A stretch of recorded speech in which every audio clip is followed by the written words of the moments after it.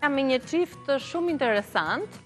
Ata kanë vendosur pas shumë viteve të jetuar në Itali, Eriku ka lindur aty madje, ka lindur në Gjermani, ka jetuar në Greqi, më pas pjesën tjetër të jetës e ka vazhduar në Itali. Erik Birko, që është një trajner personal fitnessi me certifikime ndërkombëtare, i induktuar nga 3 kultura të ndryshme, i njohur në Shqipëri me Anisa Petin, dhe më pas Anisa e ka tërhequr për të jetuar e për të rikthyer përfundimisht në Shqipëri. Mirë se më erdhët. Mirë se ju gjetëm. Faleminderit për Faleminderit për ftesën. ftesën. Si po gjendeni këto muaj në Shqipëri, sa pak keni? Keni 2-3 Kemi muaj, 6 muaj muaj që keni ardhur. Është një eksperiencë e bukur, sepse kemi vendosur të kthehemi përgjithmonë. Madje kemi edhe një gocë 1 vjeç e gjys, të cilën të dy zgjodhëm që të rritet këtu sepse fryma shqiptare na mungonte dhe arsyeja ishte që erdhëm. Na pëlqen më tepër mentaliteti shqiptar, do thoja.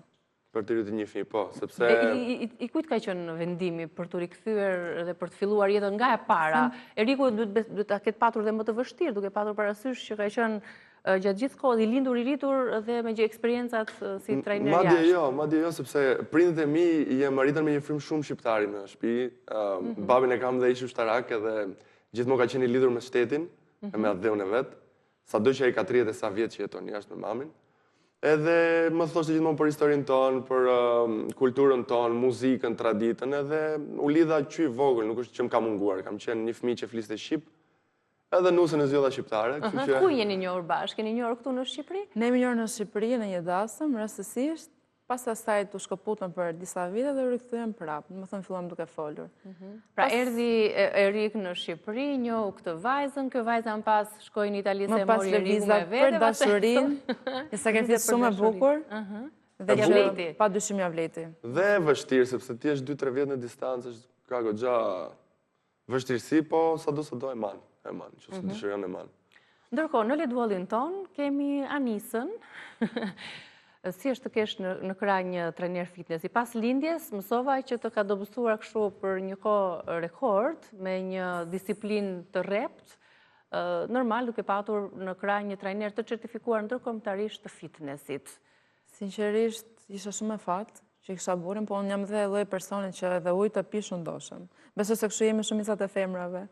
Por që isha shumë e thjeshtë, them drejtën, më planifikoj gjitha dietat. Një stërvitje të thjesht në fillim, se pasi lind nuk është të thjesht i kthesh muskujt aty ku ishin, edhe më thënë e fillova gradualisht. Në një momentin jam kthyer si para shtatzanisë. Ke marrë peshën që kishe, pra ke arritur në peshën që ke patur. Mund të them që jam edhe pak fare më pak se sa para shtatzanisë. Në program është akoma. Në program më akoma, do të thënë. Është i rrept? Është i rrept, është serioz. Më thënë nuk ta fal që të fillosh të bësh shaka me ushtrimet, më thënë është të rimbi kokë. Kjo kërkesa e grave pas lindjes për të dobësuar, janë ca kërkesa të çuditshme që direkt pas lindjes trupi s'ka ardhur akoma në vete, organet gjithashtu. Pas sa kohë, kur duhet fillojë para palestra ose kur duhet fillojnë aktivitetet ushtrimet, ndoshta më të lehta fillimisht më pas të stimulara? Ka shumë njerëz të cilët kanë atë tendencën të mendojnë që kanë detyrim të vinë se siç ishin përpara.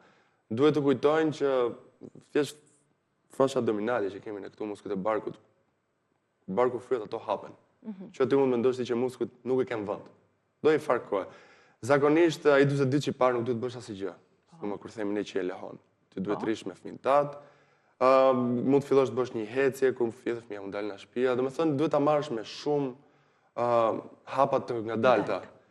Unë edhe kur më vin nuk i pranoj para 6 muaj, 7 muaj, do me thënë i letë kënë kalu një 6-7 muajorsh, edhe pasaj avash, si që bërë edhe, grundime faktikisht e lash një vit që të presi, i rregullova thjesht dietën, që të bjeri, se okej, fëmia kur lind, bje një peshe madhe, pasaj avash, se trupi do majdhe ujrat e veta, se normalisht të zania është diçka shumë e madhe, gratë e dini më mirë se në meshkujt, po unë da thosha mas mujt 7-8 është do të filloj pas të merret të kujdeset për veten. Gjithsesi, është gjëja më e bukur që ke sjellë në jetë, kështu që nuk duhet para ato kilet e tepra që kemi marrë dhe do të kalojnë, do të vi trupi. Dhe fëmijët bën të humbasë shpesh. Edhe lodhja patjetër, edhe gjithënia, pagjumësia. Sidomos tani me rritjen është akoma më e thjeshtë. Fiks, ajo Arova më thon kur ti je një person që flet 3 orë gjumë, 4 maksimumi me shkoputje, se do të qosh, do japësh qumësh, do e ndrosh, do bësh, Sa të ndihmon Eriku për këtë pjesë? Shumë, jam shumë e fatë për këtë pjesë, sinqerisht. Po më ishte për erin, basi shumë gjë, mas të stërvite nuk do kisha kohë të bëja. Më ndihmon vërtet shumë. Edhe të ka motivuar, të ka shtyr, duke patur parasysh ndihmën për krahjen e të tjerë. Çfarë të dallon ty nga trajnerët e fitness? Si ke gjetur këtë fushë në Shqipëri, duke qenë se ke marrë eksperjenca ndërkombëtare, certifikata, pash një CV të gjatë tënden, plus që je ndikuar nga kultura të ndryshme, njeh 6-7 gjuhë sa më the.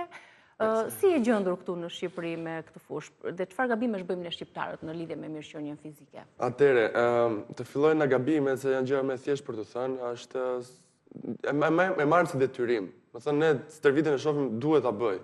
Jo, më bën mirë. Stërvitja në para punës të redukton stresin, se shqiptarët kemi një jetë shumë stresuese. Del në rrugë dhe fillon të tërbohesh. Që nga trafiku e më radhë. Që nga trafiku, domethënë. Edhe duhet ta shohim si diçka që na ndihmon në radhë parë në anën mendore, edhe fiziku pastaj ndjek. Se nëse ti bën një plan edhe ke një objektiv, do arrish ai objektiv. Edhe shohim dhe kohën shumë. Duam se s'bën mrena 1-2 muaj. Është maraton. Sprinti nuk është palestra. Palestra do kujdes me të gjitha sepse mund të dëmtohesh, e po dëmtove ç'do bësh? Do shkosh në punë, do rrisësh fëmijët, më thon duhet gjithmonë të mendosh shumë gjëra që se bën njerëz dhe bëjnë. Prandaj ndodhem aty. Sa tek fusha ime, janë shtuar të mirësisht shumë, jo vetëm në Shqipëri, edhe në gjithë botën njerëzit që pretendojnë ose thonë që janë personal trainers, por thjesht fakti që këtu mungojnë shumë institucione të cilat të verifikojnë dikë për atë që bën. Po nuk mund të garantoj që cilësia na personal normalisht ka shumë eksperta edhe në Shqipëri, por relativisht me ata që pretendojnë të jenë personal edhe me ata që vërtet janë personal është distanca shumë e madhe. Sepse ti doktora si jemi, por unë them shumë shpesh, nëse unë s'bëj stërvitje të mirë ty, do të çoj sa më shpejt te doktori. Kupton? Me thënë, ne deri diku merremi me njerëz, nuk mund të sillemi sikur të jeni një produkt X që unë të marr të përdor dhe pastaj të mirupafshim. Thënë, kjo është ideja që këtu Shqipëria ka nevojë për më tepër. Të investosh, të japësh njohuritë tua, eksperiencën tënde në këtë fushë, duke u marrë fillimisht si trajner personal i individëve që kanë dëshirë të transformojnë trupin e tyre përmes ushtrimeve, përmes regjimeve të caktuara. Ndërsa mësova që Anisa kishte një fushë komplet ndryshe nga Eriku. Është studiuese e kafes. Po, është vërtet, unë jam me vetmja shtyrë të merresh me studimin e kafes. Në fakt do të gjej diçka ndryshe nga tjerët, pastaj unë dhe që fëmijë kam pasur shumë pasim për kafen. Të gjithë shqiptarët mendojnë që jemi rritur me atë kafen turke që na jep të gjysja, ose kur pinim atë llumin në fund fare, dhe kjo më ka shtyrë them drejtën. Unë jam vetmja shqiptare në këto momente që kam një master në ekonomi dhe shkencën e kafes. Do të thënë jam e specializuar vetëm për kafen, di çdo gjë. Qoftë ekspres, qoftë moka, çfarë do të gjë që të vjen në mendje, unë e di. Ne do kishim shumë kënaqësi që një ditë tjetër, meqense edhe sot minutazhi është pak më i limituar, pse jo të vije të na tregoja diçka më tepër rreth kafes, konsumimit, si duhet ta konsumojmë, të zgjedhim kafen e duhur etj. Duke parë parasysh që ne këtu e konsumojmë të gjithë e quajmë atë si një pije të shëndetshme, për ta nisur ditën. Për ata që bëjnë palestër, duhet të konsumohet? Po, mund ta marrësh që të marrësh pre-workout, që s'di se çaj fut, se kimikate është. Pi një kafe gjysore para, se sado stimulon sistemin nervor, t'jep fuqi. Edhe të rrit metabolizmin, kështu që do të dobëson në një farë mënyre. Të ruan energjinë gjatë stërvitjes është një alternativë shumë e mirë për pre-workout dhe natyrale, domethënë. Tani që jemi beb të vogël, gratë që janë, meqense jemi në këtë fushë dhe të kemi si nën të re, rekomandohet një kafe tek? Një kafe në ditë nuk është fare problem. Nëse ka persona që mund të përballojnë të dy dhe dy nuk është fare problem. Cili është gabimi i madh që shqiptarët për ta mbyllur bëjnë në raport me konsumimin e kafes në vendin tonë? Do thënë që gabimi i madh është që hedhim shumë sheqer. Ne pime shumë sheqer. Një person që vërtet do ta ndjeshë në kafës është mirë ta pi me pak fare sheqer ose pa sheqer fare. Ja, prandaj rekomandoj edhe unë her pas here për kafen ton. Mokador që e kemi këtu në program, unë me kënaqësi do t'ju ftoja të konsumomin kafen ton, për t'i përshëndetur shikuesit dhe t'i falenderoj që na kanë ndjekur për gjatë këtyre 2 orëve transmetim. Shumë suksese. Faleminderit që erdhët. Qëndrim të këndshëm, sa më gjatë dhe në kontributin tuaj dhe misionin që keni. Faleminderit. Kënaqësi që jeni këtu. Kemi nesër bashkë. Mirupafshim.